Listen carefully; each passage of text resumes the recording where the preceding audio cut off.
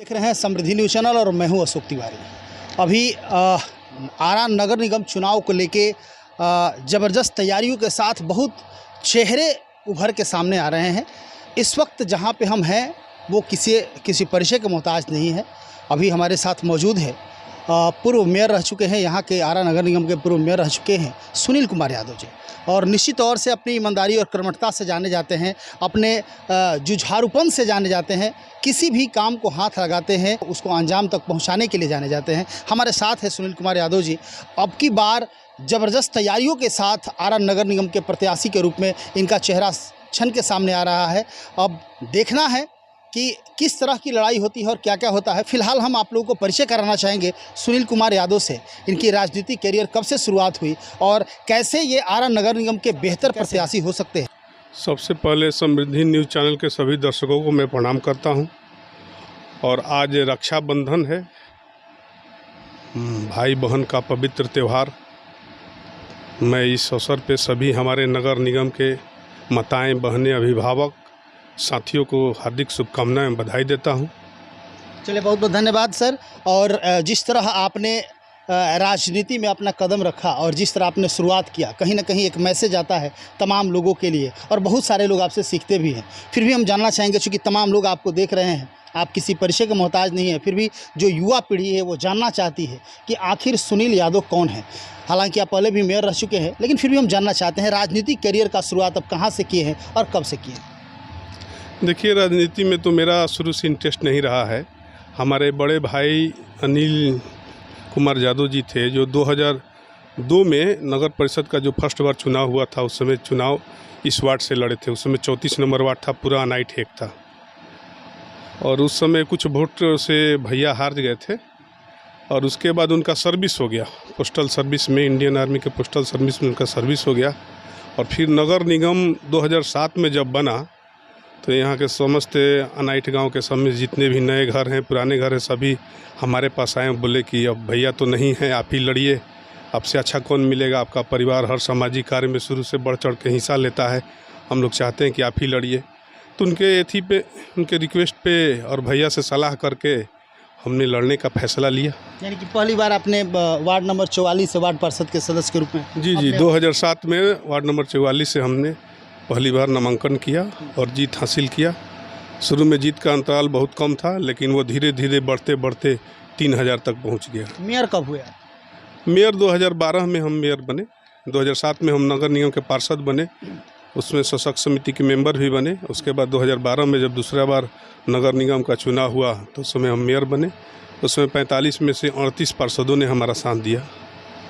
38 पार्षदों ने साथ दिया और 2012 में आप मेयर बने। आपकी पत्नी भी मेयर रह चुकी हैं। आपकी पत्नी प्रियम देवी का भी काफ़ी चर्चा हुआ करता था, क्योंकि निश्चित तौर से यदि बात आपकी पत्नी का करें तो प्रियम देवी काफ़ी सशक्त महिला रही और नारी सशक्तिकरण का एक उदाहरण बनी है। तमाम महिलाएं उनसे बहुत कुछ सीखती हैं। जिस तरह एक बोल्ड पर्सनालिटी के तहत वो मंच पे भाषण देना या लोगों को अट्रैक्ट करना या अपनी बातों को रखना वाकई तारीफ़ काबिल रहता है हमेशा से। तो जानना चाहेंगे वो कब मेयर बनी थी? 2017 में मेरा वार्ड महिला सुरक्षित हो गया, जनरल महिला सुरक्षित। तो हमारी पत्नी पढ़ी लिखी हैं, BSc बोटनी ऑनर्स हैं, MSc बोटनी ऑनर बोटनी से की हैं, LLB हैं। तो हमने सोचा कि मेरी पत्नी पढ़ी लिखी है, सब काम देखती है, हमारे साथ रह के सब सीख चुकी हैं, तो उनको हमने लड़ाया और फर्स्ट बार बिहार में निर्विरोध मेयर निर्वाचित हुई मेरी पत्नी 2017 में। जी 2017 में। अच्छा, आपके दादाजी के भी बारे में बहुत कुछ चर्चा सुनने को मिलता है कि आपके दादाजी आप लोगों को बहुत समझाते थे या बताते थे या बहुत सामाजिक व्यक्ति थे, उनके बारे में क्या बताना चाहिए? देखिए, मेरे दादाजी का नाम स्वर्गीय राम प्रताप सिंह यादव है और वो शाहाबाद के नामी पहलवानों में से एक थे। और पहले तो हम उतना वार्ड में जाते थे, लेकिन बुजुर्गों से नहीं मुलाकात हो पाता था क्योंकि वार्ड से ही मेयर बनना था। लेकिन अभी जो व्यवस्था चेंज हुआ है, हर वार्ड में हम जा रहे हैं, तो जो भी पुराने लोग मिल रहे हैं, पहलवान मिल रहे हैं, चाहे उनके पुत्र मिल रहे हैं, वो हमारे दादा के नाम से हमको जानते हैं, कहते हैं उनके आप पोता हैं, तो एकदम निश्चिंत रहिए, हम आपके साथ हैं, वो तो बहुत अच्छे हैं, ये किए हैं, वो किए हैं, बहुत मदद किए हैं। तो उनका बहुत हमको सहयोग इस बार चुनाव में मिल रहा है। विद्यालय भी आप लोगों ने जी, मेरा छोटा भाई जो MBA किया था मेरठ से, और उसके बाद वो हिंदुस्तान टाइम्स में जॉब कर रहा था। तो जब हम 2012 में मेयर बने और मेरे बड़े भाई भी सर्विस करते थे। क्या नाम है छोटे भाई का? छोटे भाई का विश्वकर्मा कुमार नाम हुआ।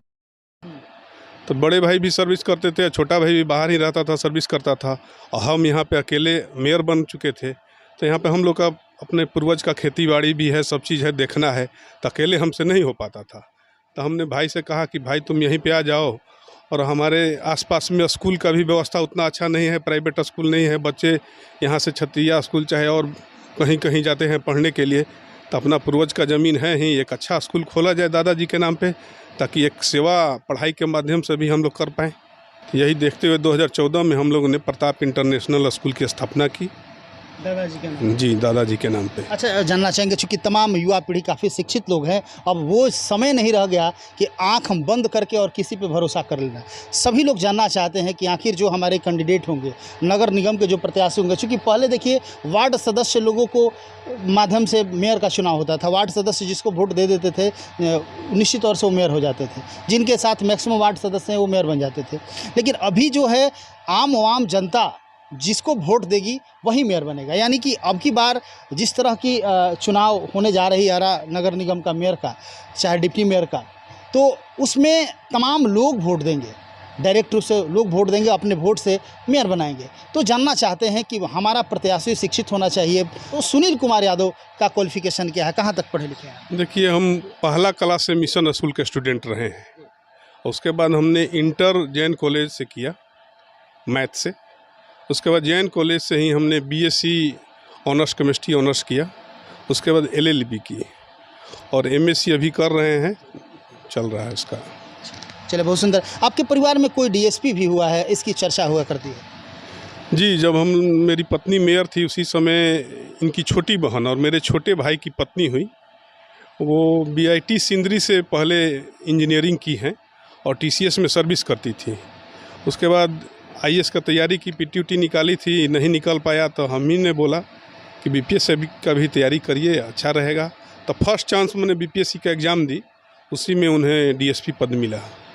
अच्छा, लक्ष्य आप क्या बनाए हैं? चूँकि निश्चित तौर से एक लक्ष्य होता है कि हम इस लक्ष्य के साथ आ रहा, चूँकि शुरू से ही आप काफ़ी जुझारू रहे हैं और हमेशा अपने एक्टिविटी से जाने जाते हैं, आपका जो भी वर्क शैली रहा है बहुत सुंदर रहा है। तो क्या लक्ष्य बनाए हैं? आपका लक्ष्य क्या है? मेरा लक्ष्य यही कि आरा को क्लीन आरा और ग्रीन आरा बनाना है। सफाई के मामले में आरा को इंदौर बनाना है, जितना अपना संसाधन हो, नहीं तो सरकार से मदद ले करके सफाई के मामले में हम लोग आरा को एकदम एक नंबर बनाना है पूरे बिहार में। यही मेरा मुख्य लक्ष्य। देखिए, नगर निगम का मुख्य काम ही है सफाई। चलिए, बहुत बहुत धन्यवाद। आप देख रहे थे, हमारी बात हो रही थी, सुनील कुमार यादव हैं, पूर्व महापौर रह चुके हैं आरा नगर निगम के। यदि हम बात करें तो हालांकि आज पहला इंटरव्यू था और हमने सोचा कि सबसे पहले इनके बारे में जाना जाए, इनका परिचय बहुत ज़्यादा ज़रूरी है, क्योंकि जितने दर्शक देख रहे हैं बहुत सारे ऐसे लोग हैं जो बहुत सारे प्रत्याशियों के बारे में नहीं जानते हैं। तो हालांकि ये किसी परिचय के मुहताज नहीं है, पूरा शहर ही नहीं पूरा जिला जवार इनको जानता है, लेकिन फिर भी हम एक छोटा सा परिचय ब्रीफ में, जो बहुत सारी ऐसी चीज़ें हैं जो तमाम लोग नहीं जान पाते हैं, उन तमाम चीज़ों को हम दिखाने का प्रयास कर रहे हैं। और हम प्रयास कर रहे हैं कि अपने इस चैनल के एपिसोड के माध्यम से इनके पूरे जीवनी को दिखाएं, और इन्होंने क्या क्या काम किया है वो भी हम दिखाएंगे, और इनका बेदाग चेहरा है कैसे ये भी हम दिखाएंगे, और भी बहुत सारी चर्चाएं होगी। अभी तो शुरुआत हुआ है, लेकिन जैसे कि आप लोगों ने देखा, इनकी पत्नी प्रियम देवी भी एक ज़बरदस्त तरीके से महापौर के कुर्सी पर बैठकर और जिस तरह उन्होंने विकास करके दिखाया है, वाकई तारीफ़े काबिल है। चाहे ये भी महापौर रहे हैं सुनील कुमार यादव, तो इन्होंने भी जिस तरह काम किया है वाकई तारीफ़े काबिल रही है। तो तमाम जितने भी इनके परिवार के सदस्य हैं, जैसे कि इन्होंने बताया कि हमारे भैया सबसे पहले चुनाव लड़े थे अनिल यादव, लेकिन वो जीत नहीं पाए थे, चूँकि जिसके सर पे ताज लिखा होता है उसी को ताज मिलता है। और निश्चित तौर से जब से ये चुनावी मैदान में आया और जब से इन्होंने चुनाव लड़ा, तो आप देख रहे हैं 2007 से लेकर और अभी तक लगातार ये जीतते आ रहे हैं। कभी वार्ड सदस्य के रूप में, फिर मेयर के रूप में, फिर इनकी पत्नी भी मेयर बनी। तो लगातार इन लोगों का जिस तरह का लोगों का आशीर्वाद, क्योंकि जब आप अच्छा करेंगे तो निश्चित तौर से तमाम लोग आपके साथ रहेंगे। इनके पिताजी के भी बारे में, इनके दादाजी के बारे में आपने देखा। अच्छा, पिताजी के बारे में थोड़ा सा जानना चाहेंगे, कौन थे आपके पिताजी? मेरे पिताजी का नाम स्वर्गीय राम प्रवेश सिंह यादव हुआ, और वो किसान थे। वो खेती बाड़ी इतना, हम लोग का परिवार का ज़मीन जायदाद है, खेती करते थे। बेसिकली उनका मेन काम जी जी। चलिए, किसान पुत्र हैं ये तीनों भाई, और तीनों भाई ने जिस तरह अपना पहचान बनाया, जिस तरह इन्होंने अपने कुशल संस्कार को दिखाया, वाकई तारीफ़ के काबिल रहा। दादाजी पूरे शाहाबाद में जाने माने पहलवान के रूप में और अपने कुशल व्यवहार से जाने गए, और इनके छोटे भाई विश्वकर्मा कुमार जो कि प्रताप इंटरनेशनल स्कूल चलाते हैं, और दादाजी के नाम से ही उस स्कूल का नाम रखा गया है। आज भोजपुर ज़िले के तमाम जितने भी अच्छे विद्यालय हैं उसमें से एक विद्यालय ये भी आता है, प्रताप इंटरनेशनल स्कूल, जो कि काफ़ी अच्छी पढ़ाई भी उसमें होती है। विश्वकर्मा कुमार जी उसके डायरेक्टर हैं, इनके छोटे भाई हैं, वो देखते हैं। अनिल यादव जो इनके बड़े भाई हैं, वो कहीं जॉब करते हैं, गवर्नमेंट जॉब में हैं।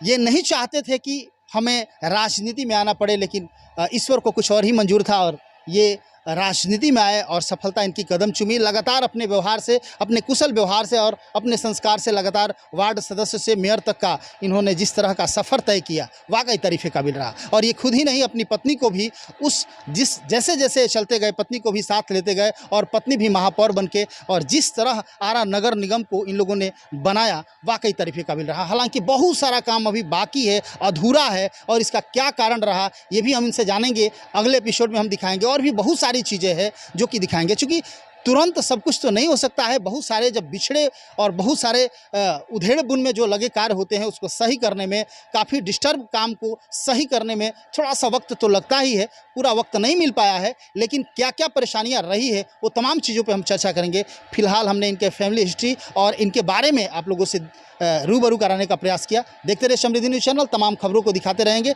और आगामी इनके कार्य अवधि, जीतेंगे तो क्या करेंगे, और ये कार्यकाल में थे तो इन्होंने क्या क्या किया, क्या क्या डिस्टर्बेंस रहा, और क्यों पूर्णतः विकास नहीं हो पाया, तमाम चीज़ों पर प्रकाश डालेंगे। देखते रहे समृद्धि न्यूज़ चैनल।